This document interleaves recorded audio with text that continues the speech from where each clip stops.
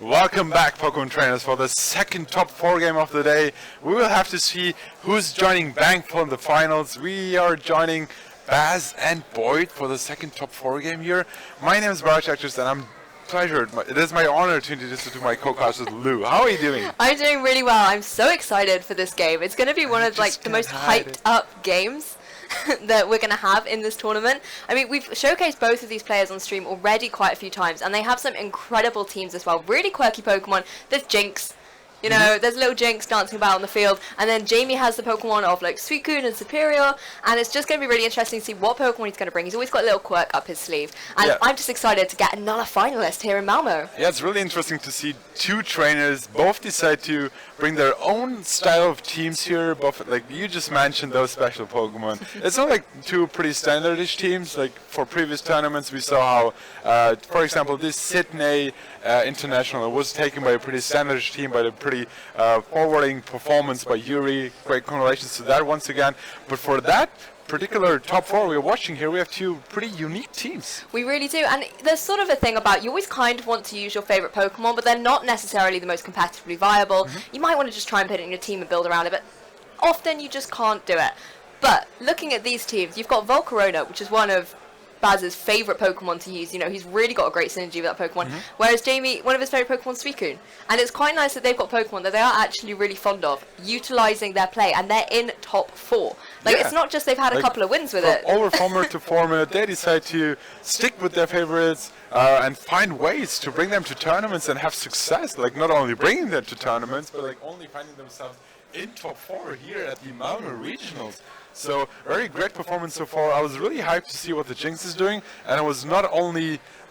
we weren't disappointed. Yeah, I was not only happened to see it once, I actually featured it once again here in top 4. Exactly. Let's have a little look at these teams. If you're looking to be inspired in VGC 18, look no further. Jamie Boyt's team has the Celesteela, Charizard, Alolan Persian, Superior, Suicune, and the Tapu Koko, whereas Barry Anderson will be bringing that Jinx that he's so famous for in this tournament, but also Lucario, Tyranitar, Volcarona, Azumarill, and Tapu Bulu. So we've got a little bit of Tapu Bulu versus Tapu Koko here as well, but a really interesting mix of Pokemon. Yeah, very interesting. I mean, both players know each other. They know each other's teams. They practice together. Yeah, they practice together. I think they play the same locals. I saw how they were like both tweeting from their success at their tournaments. I think Jamie, he won one and came second in the other one. It was a double MSS weekend. Yeah, and then Barry Anderson, he also top cut at both events, I believe. Yes. So great success on local events. They went together to Sydney, and now they're finding each other here in top 4. So great performance so far, but of course,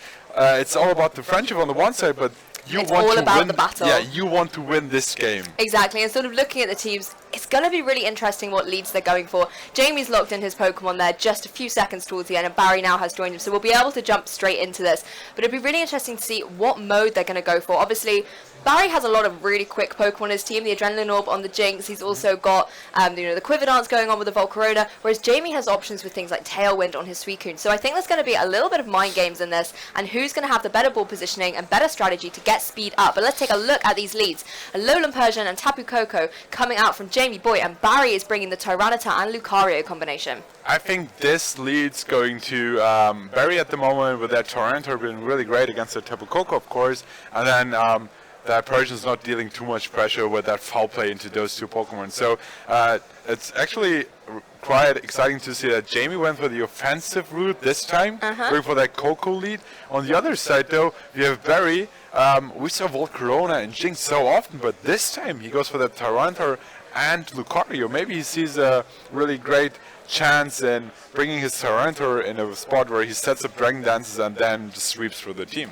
Exactly, and Tyranitar having been brought to this game, we haven't seen too much of it yet from Barry, but it's here to play, it's here to activate its Mega Stone, and we're going to see the Mega Tyranitar join the field in the Sandstorm that it brought as it entered the battlefield. It's going to be a Detect coming out from Lucario, though, doesn't want to utilise Fake Out or anything like that, it just goes on the protective side, as Tyranitar also matches suit. So Barry's scoping out here what Jamie's going to do, possibly trying to burn the Fake Out from his Alolan Persian, but instead it's going to be the Thunderbolt into the Lucario, matched up by a foul play. No, you know, Jamie is aware that's a focus slash Lucario, and he wants to just get rid of it from the field. Yeah, I mean, of course, there's the potential play of not protecting your Lucario because you don't have to fear that fake out thanks to your inner focus ability. Very true. But Barry was like, no, I'm not risking any double up into that Lucario. I will just protect both Pokemon, and now he's free to set up his what we saw before, I believe, is a Dragon Dance Mega Tyranitar. Again, so very another interesting speed to option. see what is happening here. Of course, there's you follow me to protect your Tyranitar, and this is a Dragon Dance coming up. It could very well be a Dragon Dance. We have seen Barry utilize those setup moves so often. But Lucario is going to take this Thunderbolt, going to save his Tyranitar from having to take that damage. But Icy Wind being revealed on the Alolan Persian, I don't believe that was information we had revealed as of yet. Going to be enough to pick up... Oh, no, it's not that Lucario is hanging on. I can just see the little flash of red now. And, of course, Dragon Dance coming out from that Tyranitar, just as you said there, Barry. So it's going to boost its attack, but also now get its speed back up to neutral. But really interesting play there of the Icy Wind, and Lucario hanging on for another turn. Yeah, so first of all, that Icy Wind, I think, I'm not sure if Barry knew about that Icy Wind, but I'm pretty sure a lot of viewers were catch off guard from that Icy Wind. Of course, 100%. It neutralizes the speed advantage gained for Dragon Dance. Now he's neutral at that stage again, but that clutch survive from that Lucario. He will be able to take another Thunderbolt coming in here, protecting the Tyranitar, so Tyranitar can just set up another Dragon Dance. Even if there's another Ice Wind coming in, I don't think Tyranitar needs the speed advantage because he can just fire off so strong rock slides. Exactly, Lucario not affected by the weather here either, so it's just safe to go for a Detect to protect itself this turn. Dazzling Gleam being the option of choice though from Tapu Koko, going to do a little bit of damage to the Tyranitar.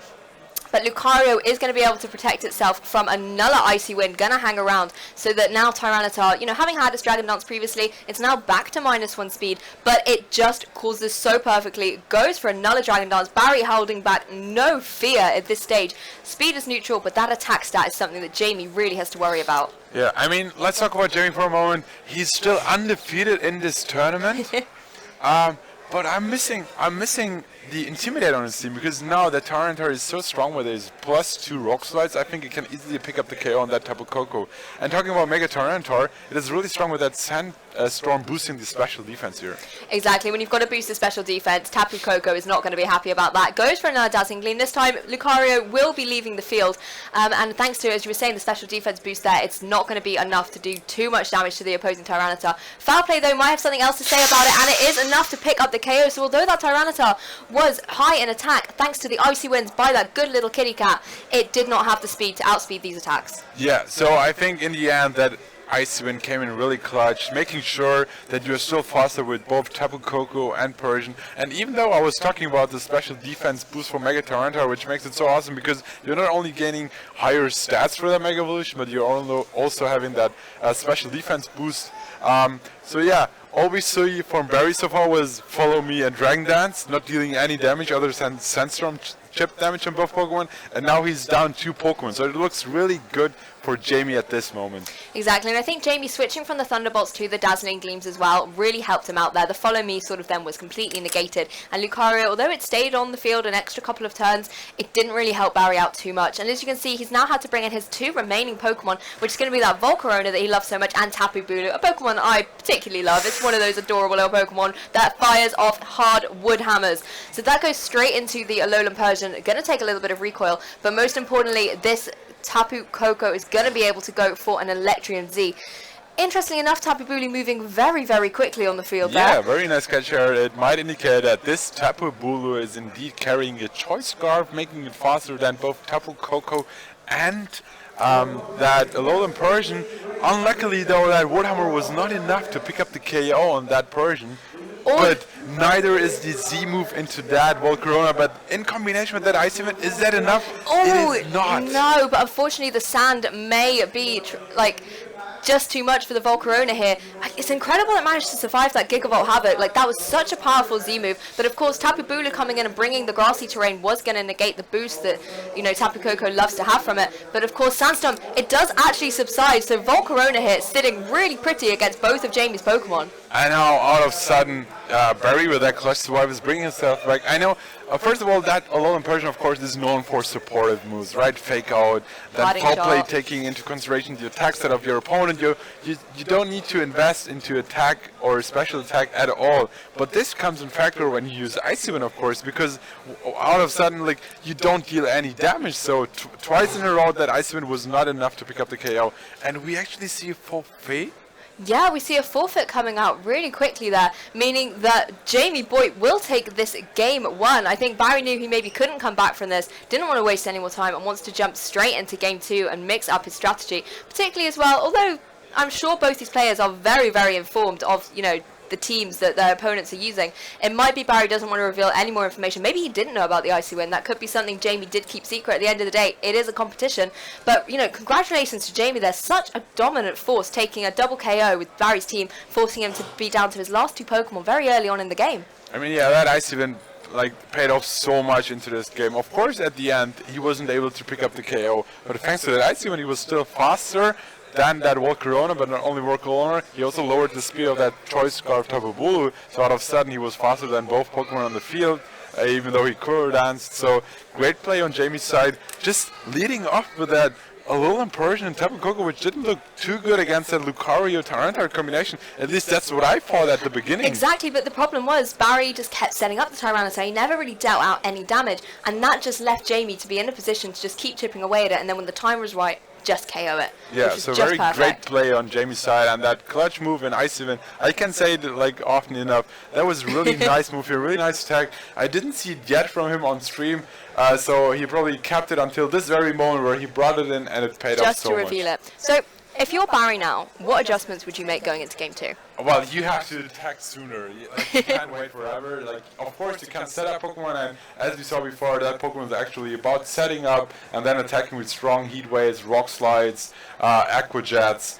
But if he doesn't start attacking sooner this time, I don't see how he's getting out of that situation.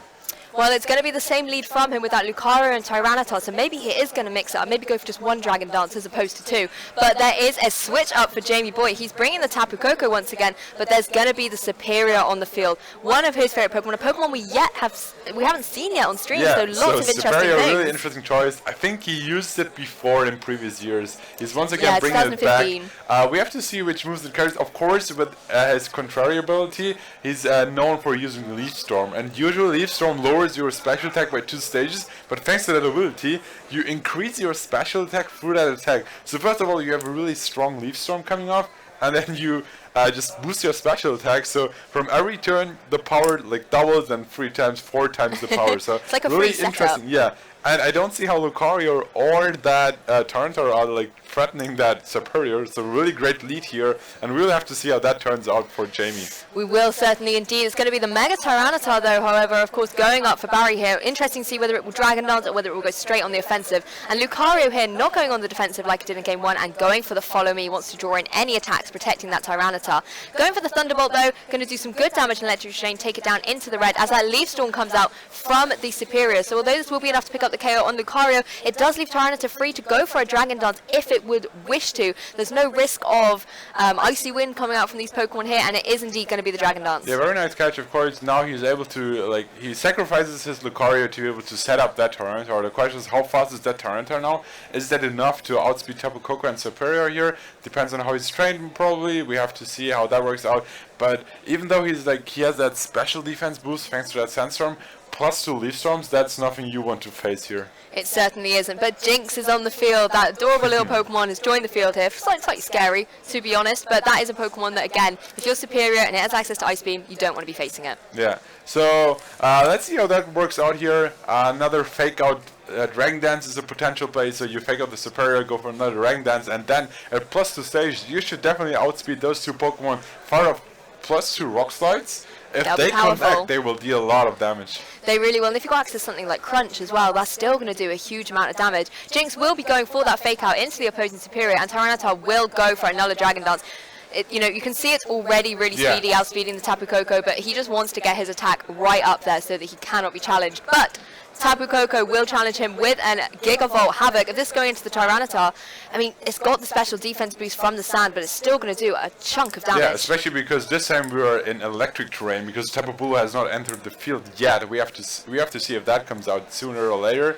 But yeah, that electric terrain boosted Gigavolt Havoc into that Tyranitar. It should deal a lot of damage, but not be able to pick up the KO. Yeah, that's about 75%, so that's still great damage he needs for later on. A potential Dazzling Gleam might be enough from that stage. We'll have to see. But yeah, that Tyranitar, he probably goes for that Rock Slide, and you know how like fast Rock Slides can decide the game. But if they are boosted by 2 Dragon Dances, that's even bigger. They're going to be even more formidable. You probably won't even need to worry about flinches if they're just going to pick up the KOs. Really? But of course, you are still facing down Superior. That is a Grass type, going to be resisted to those Rock Slides, but it's still going to be such a powerful attack.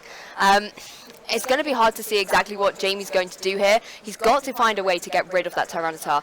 And, you know, it's going to go for a Protect, though, interestingly enough. Maybe Barry wants to scout out what Jamie's options are going to be against this Pokemon. And it's just going to be a Wild Charge coming out from Tapu Koko. Interestingly enough, that's going to go into the Jinx and will pick up the KO. So Jinx has really put in the work for Barry over the course of this tournament, has now left the field already before it can really do too much.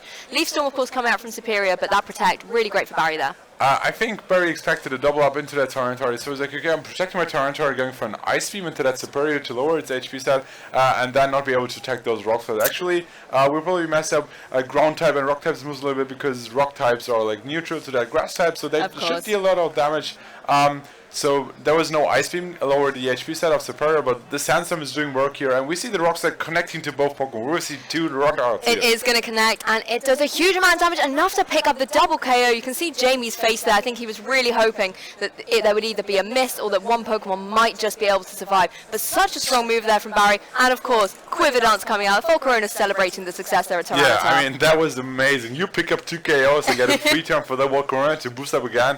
And now that Jamie's bringing up 2 Pokemon, but he's facing a +2 Tyranitar in speed and attack, and the Volcarona which just boosted as well. Like, it was all about the setup for Barry. He sacrifices Lucario, he sacrifices Jinx, but in the end having that Tyranitar connecting all the attacks will be huge. We see the Electric Seed coming in play here in this game.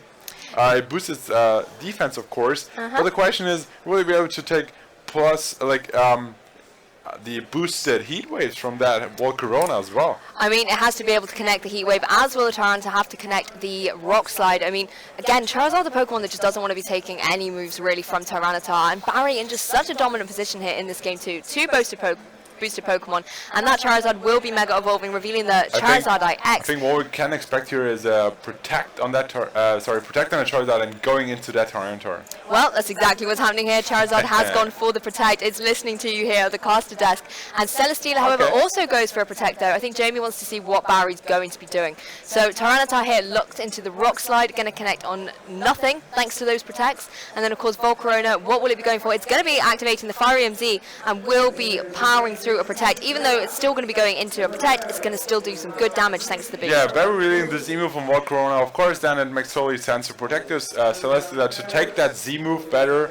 On the other side, though, the outcome of that game is decided by Celesteela being able to avoid another Heat Wave, pick up the KO on that Tyranitar, and then Charizard might be in a great spot against that Volcarona. But how the turn played out, if this Rock Slide connects to Charizard, picking up the KO, there's almost no way to come back with only Celesteela. No, exactly. Celesteela versus Volcarona. There's only one winner there, let's be honest, particularly if it's got a little Quiver Dance up. But even so, Rock Slide, Celesteela still doesn't want to take that either. It's still going to do a good chunk of damage, and that's exactly what's happening. But Charizard manages to avoid the nimble little Dragon Fire type there. So it will do some good damage to Celesteela, taking it down to 40 hit points. Barry with his hands behind his head at that moment. Of course, Heat Wave will connect. Celesteela will go down to that, but it does mean that Charizard is able to survive. So depending on what move it's going to go for and who it's going to target, Flare Blitz, it's go into Tyranitar, got to go into Tyranitar. Going to target that down. Easily will be able to pick up the KO here. And now you have got this Charizard versus a Volcarona.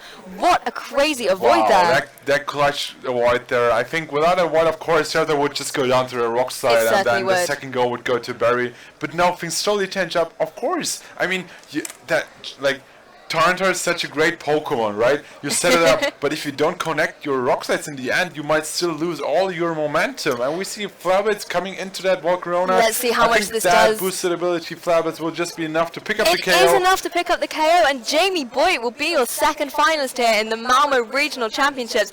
I mean, commiserations to Barry there. He did so well in that game too, really, really dominant. But unfortunately, Volcarona with the Heat Wave, it's 90% accurate, I believe, and it just missed the crucial Pokemon. Yeah, I mean, he bought himself a free turn there with the Rock Slide double K on the Serperior Tapu Koko. Everything worked out well until that one Rock Slide missed that Charizard. Really unfortunate, of course, for Barry.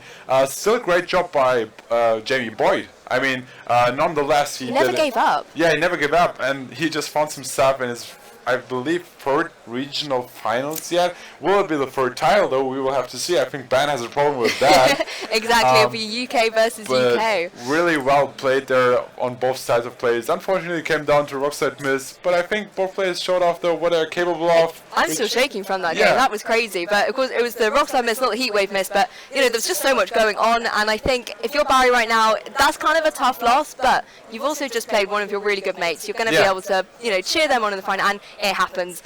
I'm sure Barry's been on the end of some good hits, and you know, where things have hit, or maybe he's avoided a few things as well, and he's still got top 4, he's still got a bunch of championship points, and he's going to be really, really happy with his performance here today. He got top 4 and was a little bit disappointed, I think, after his Sydney performance. So for him and Jamie to have both travelled the way that they have this season, and then to both face here, such an incredible game, and congratulations to both of them. Yeah, recently they have great success in tournaments they enter. They both found themselves in the top 16 of the European Championship points rankings at the moment, which means they're totally in competition for those Day 2 travel awards to the World Championship. Everybody wants those. Yeah, everyone wants those. You don't want to just attend the World Championship. If you get one of those Day 2 travel awards, once of all, they will invite you, they will pay your travels to that World Championship, but then you also have to, like, you're able to skip that first day. Exactly. And I think even though Baz was losing to his friend Boyt here in finals, in semi-finals, excuse me, he still has a bunch of CP from this weekend will just put him in a great spot to ensure that he's in those top 16 spots at the end of the season.